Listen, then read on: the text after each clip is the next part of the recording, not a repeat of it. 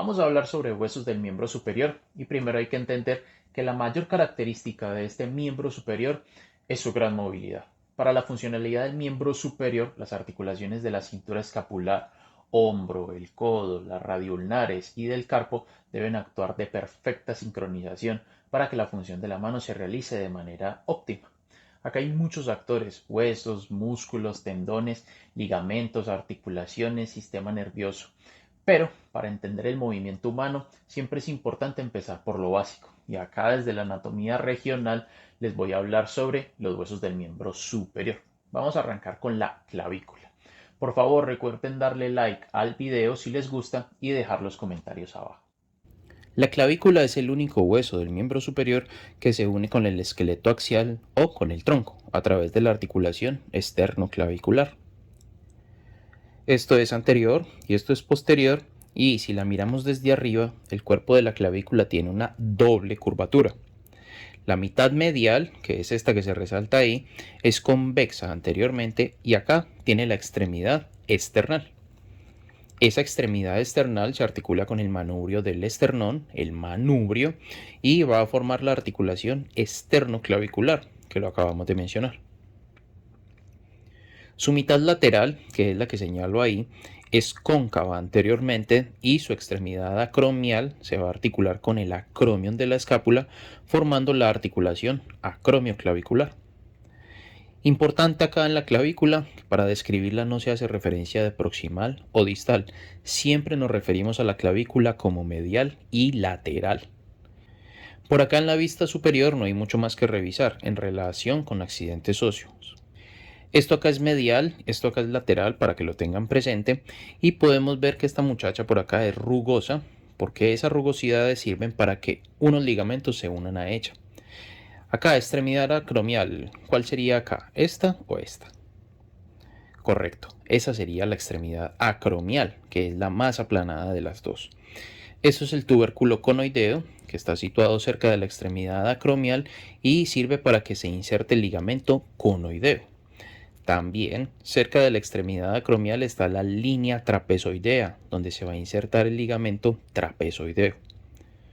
Luego, el ligamento conoideo y el trapezoideo van a formar el potente ligamento coracoclavicular, que va a servir de soporte para que el miembro superior quede suspendido pasivamente de la clavícula. Ojo con ese dato que es bastante importante. Luego acá, más hacia medial, vemos el surco subclavio, que sirve para inserción del músculo que tiene el mismo nombre, el músculo subclavio. Y más medialmente se encuentra la impresión del ligamento costoclavicular o tuberosidad costal. Esta es ovalada, rugosa y con frecuencia se presenta deprimida, donde se inserta el ligamento que une la primera costilla a la clavícula. Por último, esta es la zona articular del extremo external, desde una vista medial. Y esta es la zona articular del extremo acromial desde una vista lateral. Y acá un par de videos de cadáver para comprender del todo este hueso. Recordemos entonces, cuando la miramos desde la vista superior vemos una doble curvatura en la clavícula con convexidad anterior en el extremo medial. Este es el extremo external para articularse con el esternón. Este será el extremo acromial, que es más pequeño y se va a articular con el acromion. Y por debajo, las referencias que ya mencionamos: línea trapezoidea, tubérculo conoideo, surco del músculo subclavio o surco del subclavio, impresión del ligamento costoclavicular. Y en este otro, ya con un poquito más de carnita, vemos el movimiento de la clavícula y la escápula. La clavícula se va a unir al esternón por unos ligamentos bien fuertes, y entre clavícula y primera costilla subyacente también tenemos ligamentos, pero permiten un amplio rango de movimiento. Como lo podemos ver acá: elevación, depresión e incluso hasta rotación, pero eso lo pueden ver en el video de hombro que está acá en este mismo canal. Y no es más para la clavícula. Es un hueso fácil de describir, un poco confuso al observarlo y determinar si es derecho o izquierdo, pero realmente es un hueso fácil de entender. Bueno, ahora vamos a hacer preguntas para ver si se entendió todo lo de la clavícula. Si quieren ponerse bien dinámicos, pausen el video y vayan colocando las respuestas acá abajo en los comentarios, muchachos. Empecemos. Arrancamos con esta primera. Esta vista de la clavícula que vemos acá es superior, inferior, lateral o medial. Y la respuesta es inferior, porque podemos ver claramente los accidentes óseos que ya hemos descrito. Adicionalmente, recuerden que la clavícula desde la vista superior no tiene ningún accidente o referencia ósea para ser descrita. Vamos con la siguiente pregunta, también bien tranquilita, bien facilita. Esta otra vista de la clavícula es inferior, superior, lateral o medial. Bueno, en esta es fácil saber que no es inferior o superior, pero acá podemos decir claramente que la respuesta es vista lateral. Recuerden que la clavícula en su extremo acromial o lateral es más chiquitita, más achatada para articularse con el acromion, que igualmente es bien aplanadito. Entonces en el extremo external o medial es mucho más amplia, de mayor superficie para articularse con el hueso esternón. Perfecto, la siguiente, y vamos a mantener la misma línea de la articulación externo-clavicular. Entonces la pregunta es, ¿la clavícula en su extremo external, con qué parte del esternón se va a articular? ¿Con el cuerpo, con el proceso sifoides, con el manubrio, con el martillo? Y la respuesta correcta es con el manubrio. El manubrio del esternón es con lo que se articula la clavícula. Buenísimo. Y la última para la clavícula, ¿cuáles de los siguientes no es un ligamento que esté relacionado con la clavícula? Ligamento trapezoideo, ligamento deltoideo, ligamento conoideo o ligamento coracoclavicular. ¿Cuál sería ahí la correcta?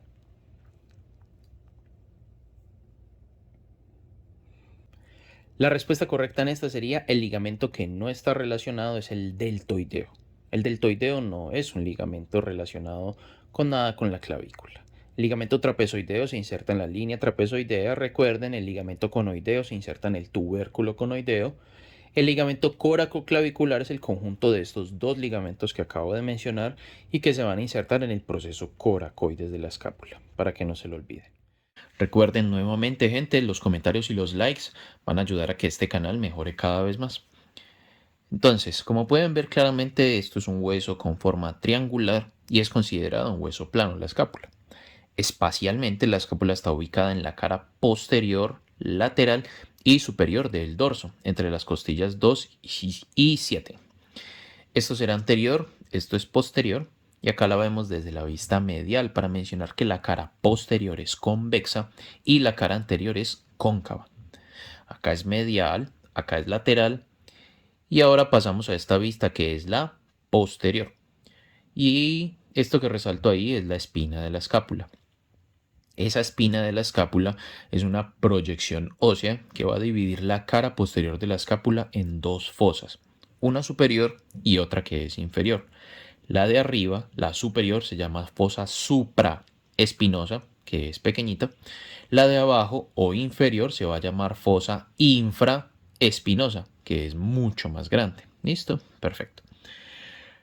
Vemos ahora esta vista anterior. Esta cara de la escápula se llama la cara costal porque está ahí casi rozando las costillas. Desde acá podemos observar la gran fosa subescapular.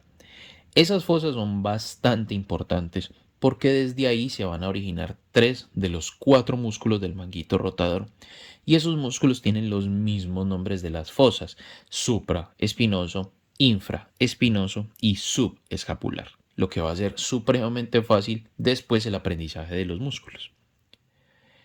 Bueno, ¿qué más para tener en cuenta en esta muchacha? Desde esta vista posteromedial, y acá podemos decir que la escápula, perdón, que la espina de la escápula se continúa lateralmente con una expansión plana que ya mencionamos que se llama el acromion. Acá en esta zona la cara articular clavicular del acromion. ¿Se entiende, cierto? La cara articular clavicular del acromion. Muy bien. Ese acromion se va a articular con la extremidad acromial de la clavícula, formando la articulación acromioclavicular. Pongamos de ladito a la escápula, vista lateral, esto es posterior y esto es anterior. ¿Y cómo sabemos que esta es la vista lateral?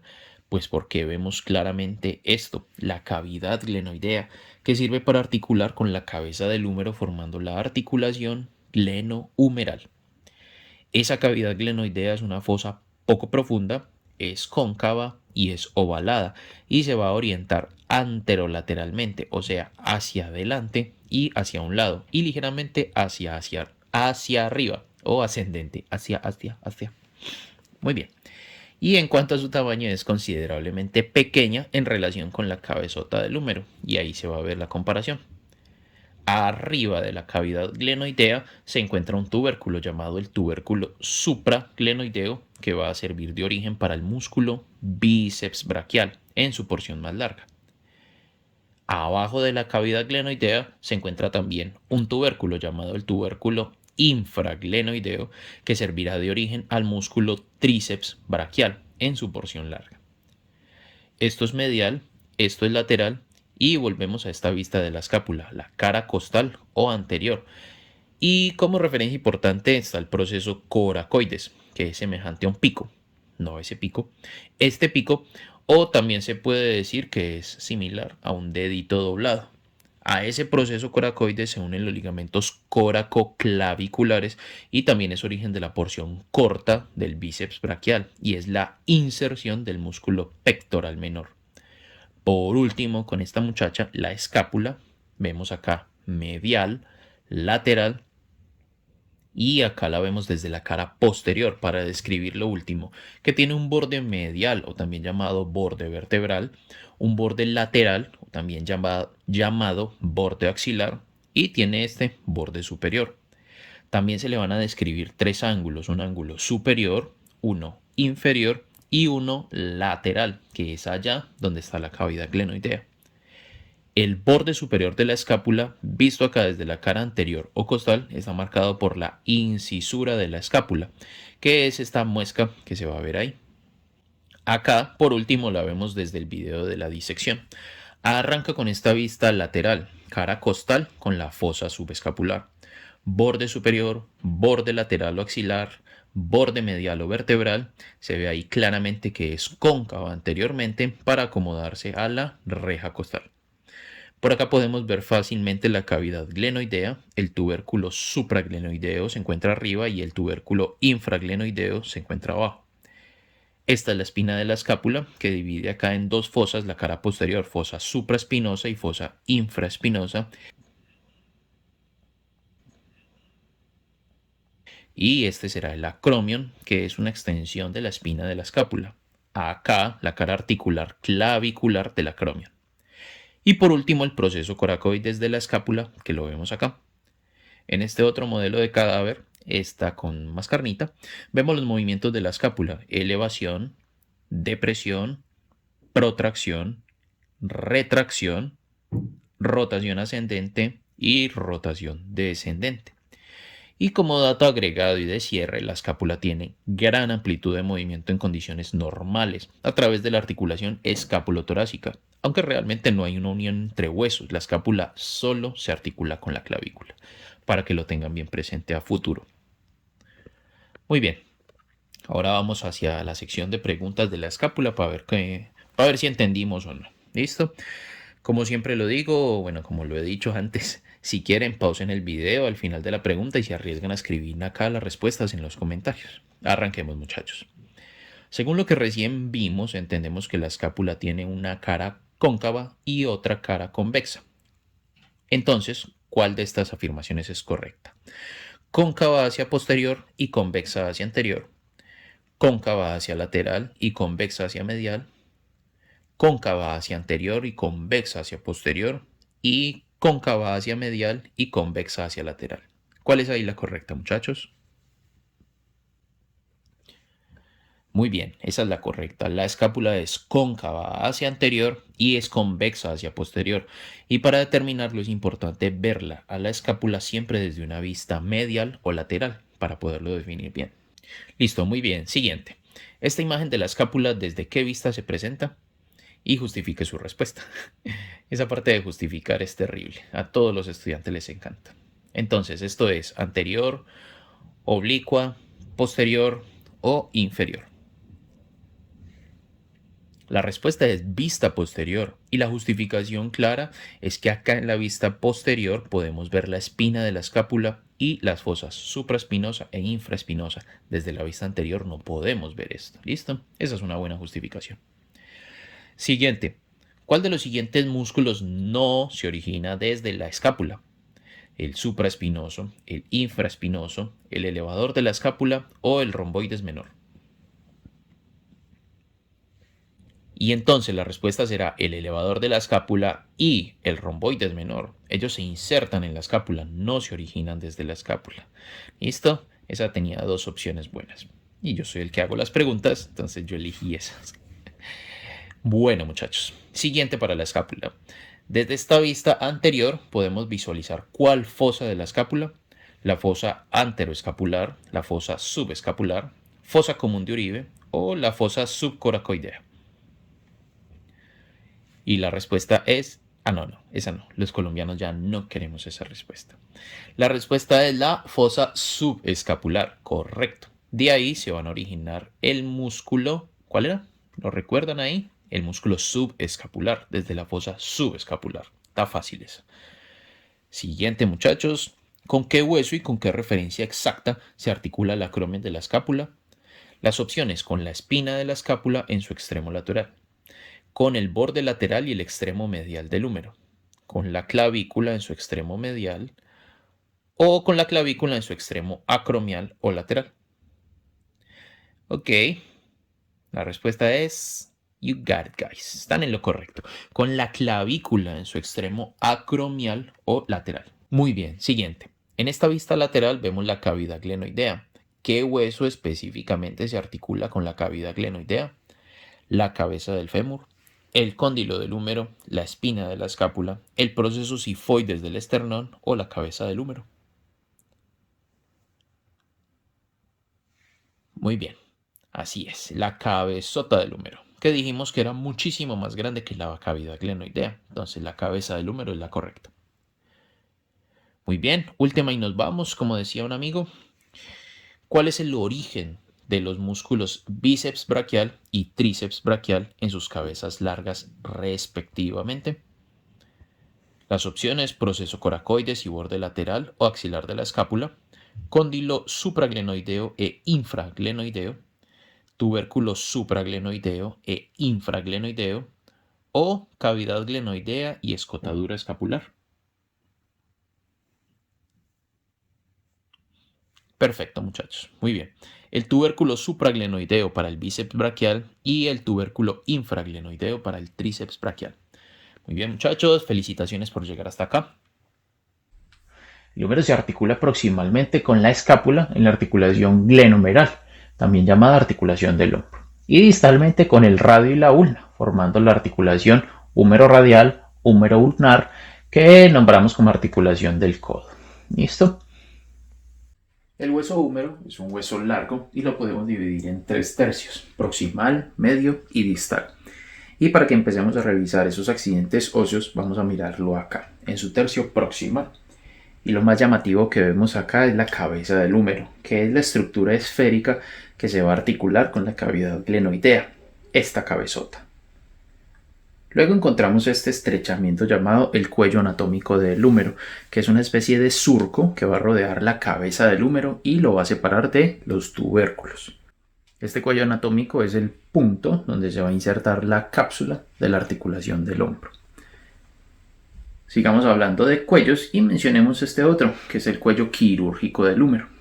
Y se llama así porque regularmente es el lugar de fracturas y se puede referenciar o ver en la zona de estrechamiento distal de los tubérculos.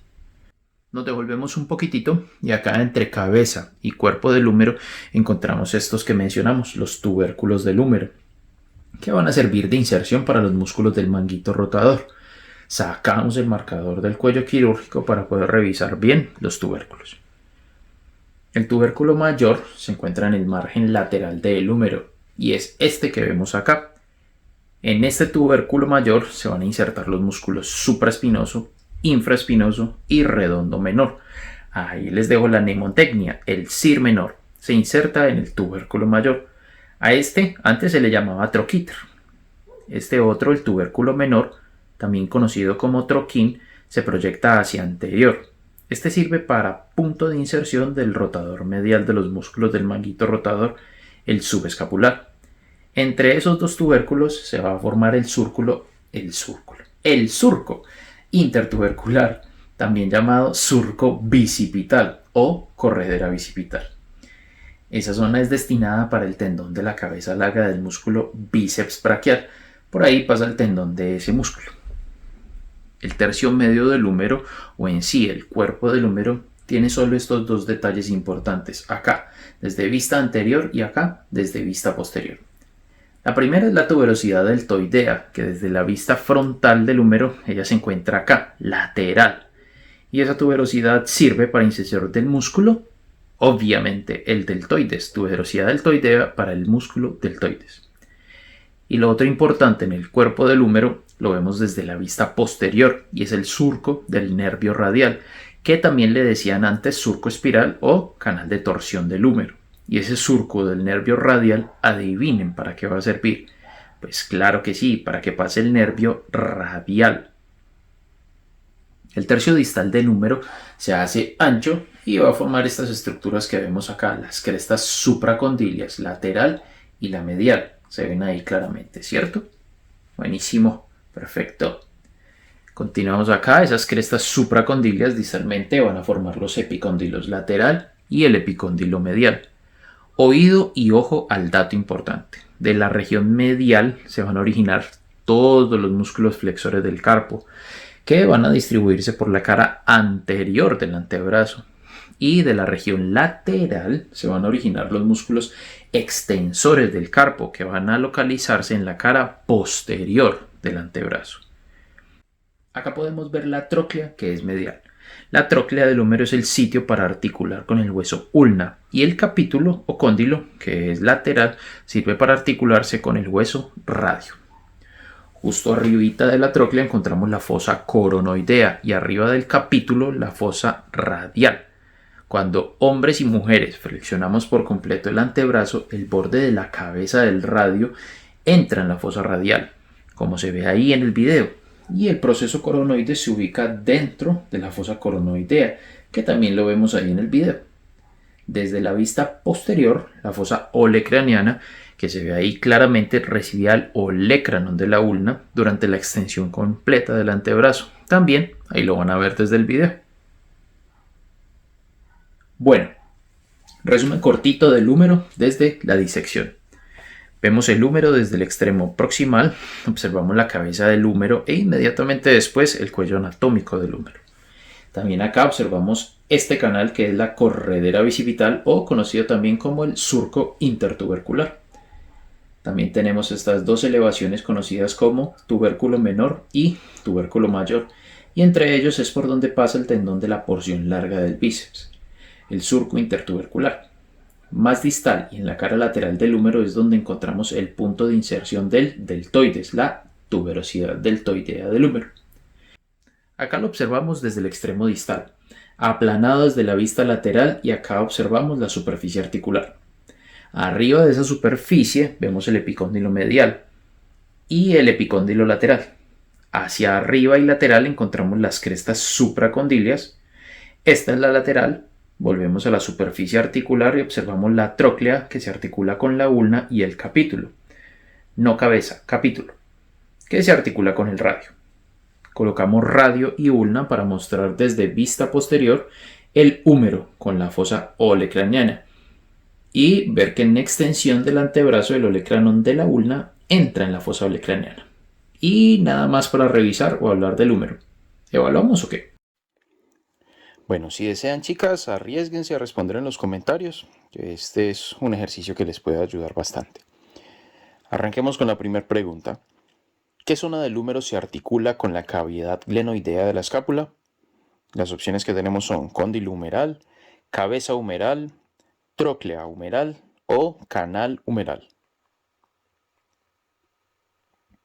Bueno, fácil esa, ¿cierto? La cabeza humeral, para formar la articulación gleno-humeral. Siguiente pregunta. ¿Qué estructuras óseas son las que limitan los bordes de la antes llamada corredera bicipital o surco bicipital? trocánter mayor y menor, crestas supracondilias medial y lateral, tubérculo mayor y menor, o línea áspera lateral y medial.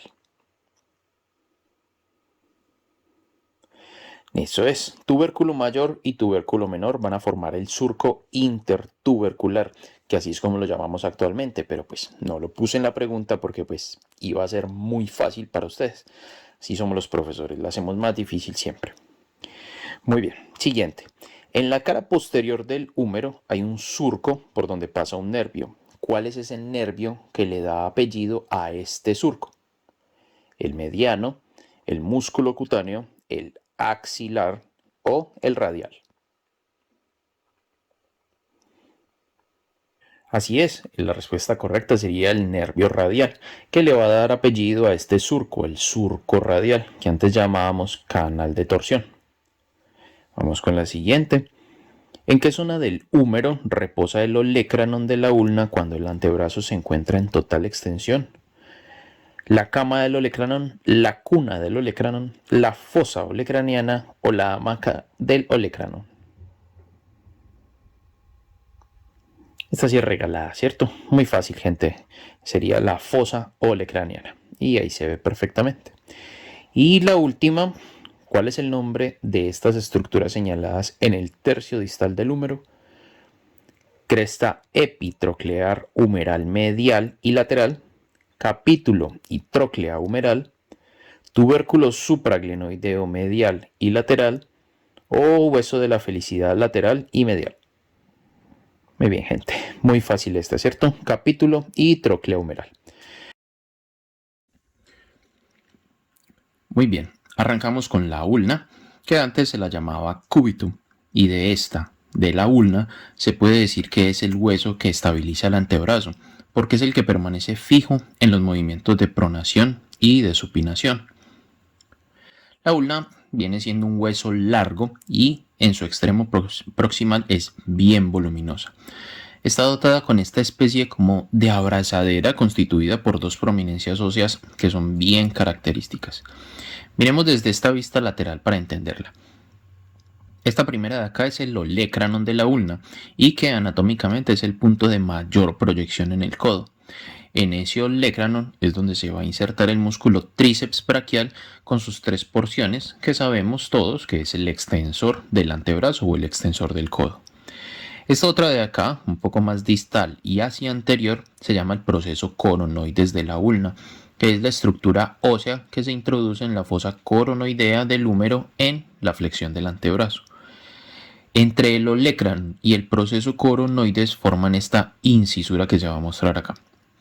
Esa incisura la llamamos la incisura troclear y sirve de sitio articular con la tróclea del húmero formando la articulación húmero-ulnar. En esa articulación, la húmero-ulnar, solo se puede dar el movimiento de flexión y extensión. Dependiendo de la posición de la tróclea del húmero, también se va a poder dar un pequeño movimiento de aducción y abducción, pero el principal movimiento es flexión y extensión. Acá inferior al proceso coronoides, desde esta otra vista, la anterior, que lo resalto con el mismo color de ahora, encontramos esta zona. El nombre es tuberosidad de la ulna. En esa tuberosidad se va a insertar el principal músculo flexor del antebrazo. ¿Recuerdan cuál es? Muy bien, el músculo braquial, que antes lo conocíamos como braquial anterior. Volvemos al proceso coronoides, pero ahora desde esta vista, desde la cara lateral, tenemos esta zona cóncava y redondeada y lisa llamada la incisura radial. Si este hueso, la ulna, está al lado del radio, lógicamente esa incisura radial va a servir para que se articule con alguna parte del radio. Obviamente, muchachos, listo, que lo tengan eso presente. Y lo que se va a articular ahí, en esa zona, es la cabeza del radio. Y ahí, más abajito, inferior a la incisura radial, está una cresta prominente y una concavidad. La cresta del músculo supinador y la fosa del músculo supinador, que van a servir de origen al músculo supinador en su parte más profunda. Así, con imágenes para que no se les olvide. Cresta y fosa. Avanzamos ahora distalmente hacia el cuerpo de la ulna y podemos notar que se va haciendo cada vez más delgada. Y ya en el tercio distal encontramos la cabeza de la ulna, que es bien pequeñita en relación con lo grande que es el tercio proximal y que se va a articular con el radio, pero de eso pues les voy a hablar en un ratito. Y también por acá, desde la vista medial, el famoso proceso estiloides de la ulna. Ojo a este dato, la ulna no hace contacto directo con los huesos del carpo, se articula con el ligamento triangular o con el disco articular. No se lo olviden nunca, ¿listo? La ulna no se articula con los huesos del carpo. Ahora más tardecito vamos a revisar radio y ulna desde la disección de cadáver juntos, pero ahora vamos con el otro actor, con el radio, que es el más corto y lateral de los dos huesos del antebrazo. El radio es pequeño en su extremo proximal y se hace grande en su extremo distal. Su extremo o tercio proximal tiene una cabeza, un cuello y una tuberosidad que se van a orientar medialmente desde la posición anatómica. ¿Se acuerdan como la posición anatómica, cierto? Palmas de las manos apuntando hacia anterior. ¿Listo? Siempre se tiene presente eso. Buenísimo. La parte superior de la cabeza del radio es cóncava y lisa y tiene estas características para poderse articular con el capítulo del húmero en la flexión y extensión del antebrazo. Pero la cabeza del radio también se articula con la incisura radial de la ulna, que recién lo mencionamos.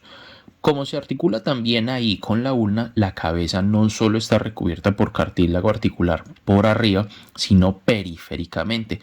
Y esa articulación facilita el movimiento de pronación y supinación en el antebrazo. Acá vemos también el cuello del radio, no se inserta nada, no se origina nada, está ahí solamente por estar, pero pues por leyes de inclusión siempre lo voy a mencionar. En cambio, la tuberosidad del radio, que tiene forma ovalada, sí que va a servir, porque ahí en esa tuberosidad radial, antes llamada tuberosidad bicipital, es donde se va a insertar el músculo bíceps braquial.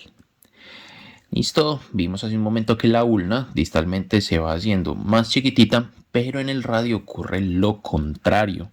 Hacia la zona distal, él se va haciendo cada vez más y más grande.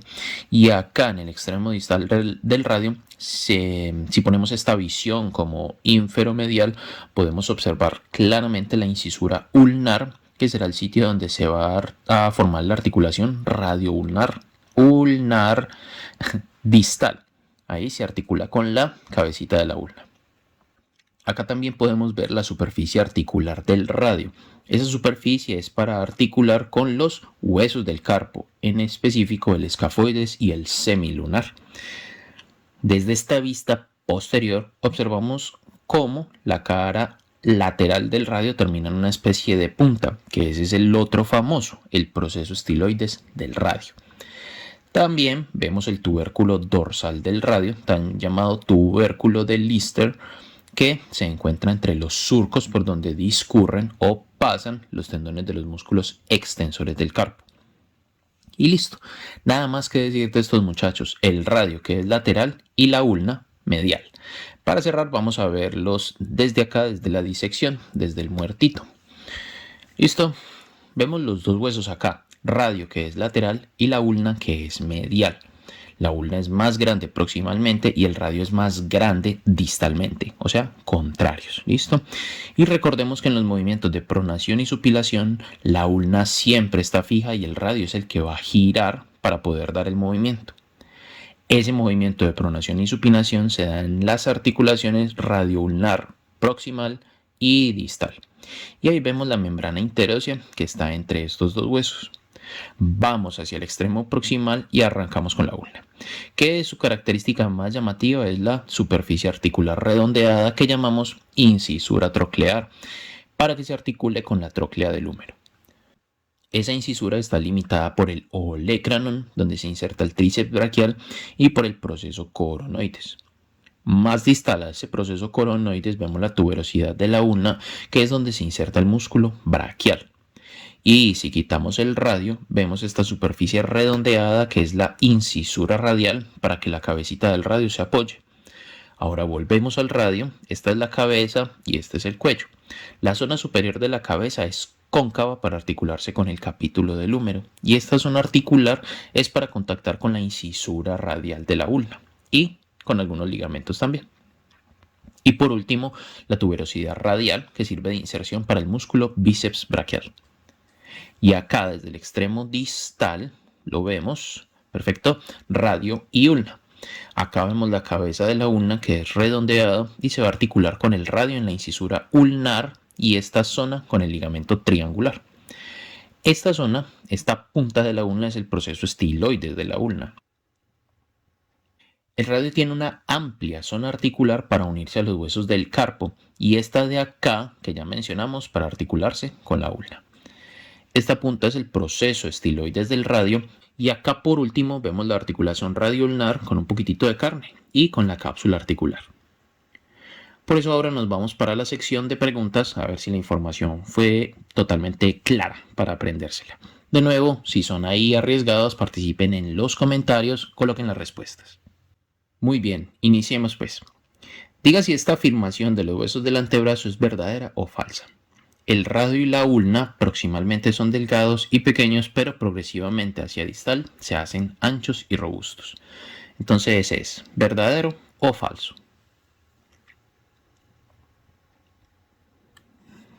Muy bien, la respuesta es falso, porque la disposición es contraria. El radio proximalmente es pequeño y distalmente se hace grande, y la ulna proximalmente es grande y distalmente se va haciendo cada vez más delgada. Bueno, una facilita para empezar. Siguiente pregunta. ¿Cuál es el nombre del espacio creado entre el olecranon y el proceso coronoides de la ulna que permite que se articule con el húmero? Incisura mayor, incisura escalar, incisura postraumática o incisura troclear.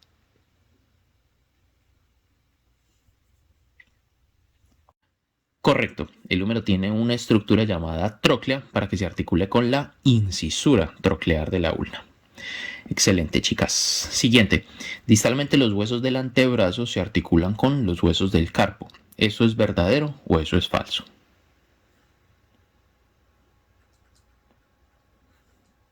Esa es una afirmación falsa. Distalmente solo el radio se articula con los huesos del carpo, formando la articulación radiocarpiana. Siguiente pregunta.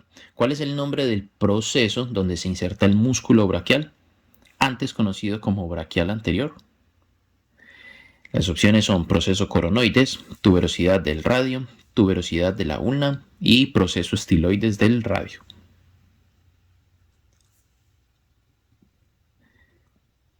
Muy bien, esa es un poco difícil, pero muy bien. La opción sería la tuberosidad de la ulna. Siguiente, el músculo supinador tiene un par de sitios que le sirven de origen ahí en el hueso ulna. Él tiene otras adicionales, pero en la ulna, ¿cuál es el nombre de estos sitios que tiene como origen?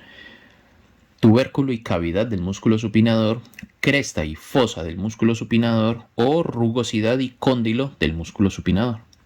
Muy bien, eso aquí está horrible, perdón. Revisen apuntes o acuérdense de las imágenes raras que habíamos visto. La respuesta es cresta del músculo supinador y fosa del músculo supinador.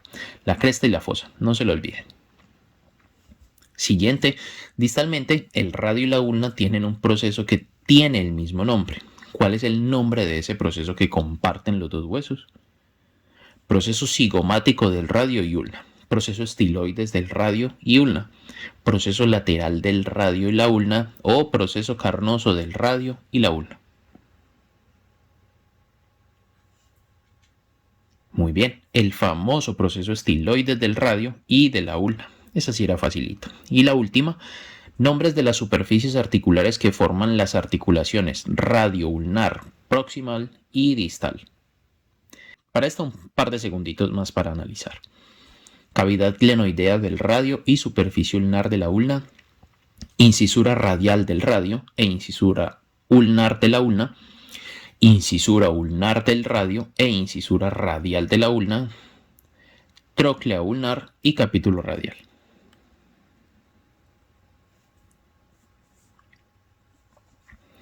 Muy bien, esta sería la respuesta. Incisura ulnar del radio e incisura radial de la ulna. Buenísimo, gente. Bueno, muchachos, por favor, si les gustó el video, denle like y comenten. Y si no les gustó, como dije al principio, también comenten. Eso todo me ayuda para seguir mejorando para ustedes. Atentos pues a esto, este es el final del miembro superior, esto es cortito y espero que les sirva muchísimo. Arranquemos. Muy bien, los huesos de la mano que están constituidos por carpo, metacarpo y falanges, proximales, medias y distales. Este es un video con muchos huesos, 27 en total, pero es un video relativamente corto. Esta primera parte del carpo o muñeca está constituido por 8 huesitos carpianos que están organizados en 2 filas de 4. Acá en este modelo parece que fuese solo un hueso, perdón por la falta de material, pero ya acá lo vamos a corregir para que sea bien específico. Entonces, 2 filas de 4 huesos, una proximal en amarillo y el último huesito en verde, el pisiforme, y la otra distal que ahí se ve en azul. Acercamos y vamos a separarlos todos para luego revisar rápidamente uno por uno. Lo hacemos más chiquitito. Y aquí un dato, esas 2 filas de huesos se mueven una sobre la otra y cada hueso se mueve en relación con el que tiene al lado. Así va a permitir mayor movilidad a la articulación radiocarpiana y a toda la mano en general. Los vamos a describir así como yo los aprendí en clase de morfe hace un tiempito. De morfo hace un tiempito. ¿Listo? De lateral a medial, de afuera hacia adentro. Y esto es lateral y esto es medial. Este de acá, el escafoides, tiene una forma como de barco y se va a articular proximalmente con el hueso radio. Es el más grande de los huesos de la fila proximal y lo más característico es que tiene un tubérculo, el tubérculo del escafoides. Siguiente, el semilunar. Adivinen de qué forma tiene. Esto y sí, tiene una forma como de media luna. Este se articula proximalmente también con el radio y es más ancho en su cara anterior que en la cara posterior. El del lado, el piramidal, tiene forma como de pirámide. Se va a articular proximalmente con el disco articular de la articulación radio-ulnar distal. Ojo, no se va a articular directamente con la ulna, sino con el disco articular. Y por último, de la fila proximal, el pisiforme. Este muchacho es pequeño y con forma como de guisante, dicen los anatomistas. Se encuentra en la cara palmar del hueso piramidal, o sea, encima, y por eso en las radiografías a veces podemos ver como si fuesen solamente 3 huesitos en la fila proximal, pero no, ahí está el otro, para el ojo educado y bien experimentado, ahí se puede ver. A este lo envuelve el tendón del músculo flexor ulnar del carpo. Se puede considerar como una especie de hueso sesamoideo, por eso podemos moverlo fácilmente con los dedos. Y ahora nos vamos a esta fila distal, igualmente de lateral a medial, y arrancamos con el trapecio, que tiene 4 lados. Este se va a articular con el primer y segundo metacarpiano, con el escafoides y con el trapezoide. El siguiente, el hueso trapezoide, tiene forma de cuña. Se va a articular con el segundo metacarpiano, el trapecio, el hueso grande y el escafoides. Este otro, el hueso grande, tiene forma como de cabeza y tiene un extremo redondeado. Es el hueso más grande del carpo. Este se va a articular con el tercer metacarpiano distalmente y con el trapezoide, el escafoides, el semilunar y el ganchoso. Y por último, el ganchoso, que se va a articular con el cuarto y con el quinto metacarpiano, el hueso grande y el hueso piramidal. Lo que más caracteriza a este huesito es algo que referencia a su nombre, el proceso ganchoso, el gancho del ganchoso, que se va a extender anteriormente. Mnemotecnia para aprenderse los huesos del carpo. Solo lo diré una vez, a mí me sirvió para toda la vida. ¿Listo? Entonces ustedes deciden si esta les sirve. Ojo a las instrucciones. De los huesos del carpo solo se van a tener que aprender estos 2, que no se incluyen en la mnemotecnia, el trapecio y el trapezoide. Y la mnemotecnia es ese pipí grande y ganchoso, escafoides, semilunar, piramidal, pisiforme. Los que se aprenden, trapecio y trapezoide, grande y ganchoso. Ahí se las dejo, no las repito más, solo se lo aprenden a estos 2. ¿Listo? Trapecio y trapezoide. Perfecto. Ojo con el juego de palabras que se viene pues. Análisis para esto. Esto es una vista desde anterior. Las caras proximales de la fila distal de huesos del carpo se van a articular con la fila proximal de los huesos del carpo. Y las caras distales de la fila distal de los huesos del carpo se articulan con los huesos metacarpianos. ¿Se entendió, cierto? Entonces, seguimos ahora con los huesos metacarpos, con los metacarpianos, que en total son 5 huesos metacarpianos. Cada uno de ellos se compone por una base, un cuerpo y una cabeza. Las bases de los metacarpianos, que son la zona más proximal, se articulan con los huesos del carpo, en este caso con la fila distal. Y las cabezas de los metacarpianos son las zonas más distales. Lo hacen con las falanges proximales, formando los famosos nudillos o articulaciones metacarpofalángicas. El primer metacarpiano es el más grueso y corto de esos huesos.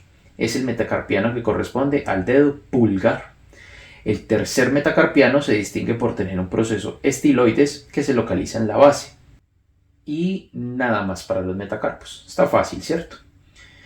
Y por último nos vamos con las falanges, que cada dedo tiene 3 falanges, excepto el primero, el pulgar, que solo tiene 2. En el primer dedo se nombran como falange proximal y distal. Y la articulación, solamente uno, la articulación que van a formar la articulación interfalángica. En los otros 4 dedos se nombran falange proximal, media y distal, y van a formar las articulaciones interfalángicas, proximal y distal. Cada una de las falanges está formada por una base que es una zona más proximal, un cuerpo y una cabeza. Igual que los metacarpos, las falanges proximales son las más grandes y las medias tienen un tamaño intermedio y las distales son las más chiquititas. Y se me olvidó decir que entre los huesos metacarpianos y las falanges se forma la articulación metacarpofalángicas. Y listo, gente. Nada más que hablar de mano. ¿Cómo la vieron? Fácil, ¿cierto? ¿Listo? Vamos a revisar acá desde la disección del cadáver a ver cómo están estos huesos de la mano. Estos son los 8 huesos del carpo, los 5 metacarpianos, cada dedo con sus 3 falanges, proximal, media y distal, y el pulgar que solamente tiene 2 falanges, proximal y distal. Las articulaciones de los huesos de la mano. Ahora, entre carpo y metacarpo están las articulaciones carpo-metacarpianas. Entre carpos y falanges están las articulaciones metacarpofalángicas. Las articulaciones entre falanges con las interfalángicas y están las proximales y distales. Y esas articulaciones se pueden abreviar como CMC, MF y la IF. Acá vemos en este otro video los huesos del carpo y vamos a revisar unas partes específicas. En el lado medial encontramos un par de proyecciones con hueso pisiforme y con el proceso ganchoso del hueso ganchoso. Y en este lado lateral el tubérculo del escafoides y la cresta del trapecio. Esas proyecciones van a dar forma al conocido túnel del carpo. Acá lo vemos desde el cadáver con un poquito más de carnita y vemos los huesos del carpo cubiertos por un denso ligamento capsular. De nuevo, las 4 proyecciones, tubérculo del escafoides, cresta del trapecio, pisiforme y gancho del ganchoso. Y ahí el túnel del carpo sin techo. Ahora seguimos con las articulaciones carpo-metacarpianas. Las bases de los metacarpianos se articulan con la fila distal de los huesos del carpo. La base del primer metacarpiano, el del pulgar, se articula con el hueso trapecio. Las articulaciones carpo-metacarpianas permiten muy poco movimiento. El quinto dedo es el que más se mueve, el cuarto se mueve menos, el tercero y segundo casi nada se van a mover. Ahora, acá miramos las articulaciones metacarpofalángicas o MF. Quitamos los otros dedos y dejamos solo el tercero. Esta sería la cabeza del metacarpo y vemos que es bien redonda. Y la base de la falange proximal es cóncava para articular con el metacarpo. En este otro, las articulaciones interfalángicas, que solo permiten movimientos de flexión y extensión. La cabeza de la falange es curva de adelante hacia atrás y tienen una depresión en la mitad. Y la base de la falange que sigue tiene una forma que es congruente con la cabeza de la falange anterior para facilitar los movimientos. Y por último miramos al pulgar. La primera articulación carpo-metacarpiana es la que le da al pulgar la condición especial de tanto movimiento. Sacamos los metacarpos para revisar las superficies articulares. Este es el trapecio, que espacialmente se ubica como por delante de los otros huesos metacarpianos. Y gracias a eso el pulgar se encontrará por delante de todos los otros dedos desde la vista lateral. Y por último acá vemos las superficies articulares de trapecio y primer metacarpiano, que es una articulación en silla de montar que facilita el movimiento en todas las direcciones. Listo, muchachos. Final entonces de toda esta revisión de huesos de la mano. Entonces vamos a evaluar. Listo. Vamos a arrancar con la primera pregunta. De los siguientes huesos, ¿cuál no corresponde a los huesos del carpo? Escafoides, piriforme, trapezoide o ganchoso.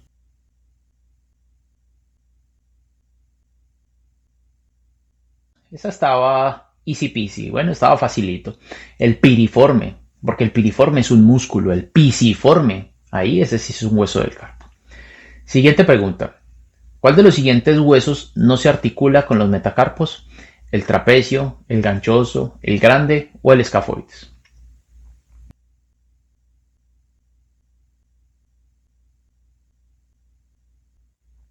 El escafoides, muchachos. Ese es de la primera fila del carpo, por tanto no alcanza a articularse con los huesos metacarpianos. Siguiente pregunta. Responda verdadero o falso a esta afirmación y justifique su respuesta. El músculo extensor largo del pulgar tiene como función extensión de la falange distal en la articulación interfalángica distal del dedo pulgar. Pausen y lean otra vez lentamente. Las opciones son verdadero o falso. Esta es una pregunta trampa. Analicen bien. Tómense su tiempo. Porque la respuesta es falso. Porque una sola parte de la afirmación que sea falsa convierte a toda la afirmación en falsa. Entonces, el dedo pulgar solamente tiene una articulación interfalángica, no es diferencial entre proximal o distal, solamente es una. Entonces, por esa razón es una afirmación falsa. Se entendió la trampa, ¿cierto? Muy bien, otra pregunta trampa. Responda verdadero o falso a la siguiente afirmación. Los huesos metatarsianos se articulan en sus bases con la fila distal de los huesos del carpo. ¿Eso es verdadero o falso? Y la respuesta es falsa, muchachos, porque los huesos metatarsianos están abajo en el pie, no están en la mano. Los metacarpianos corresponden a la mano. ¿Listo? Ojo con esas preguntas. Y ya está, gente. Descansemos del todo de este proceso del miembro superior. Espero que les haya servido, gente. Si les gustó, por favor, denle like, comenten, suscríbanse al canal. Estos videos son base para excelente desarrollo profesional en todos ustedes. Espero que les sigan sacando provecho a ellos. Les mando un abrazo grande. Dios los bendiga y disfruten de la vida, que es bien bonita. Bendiciones.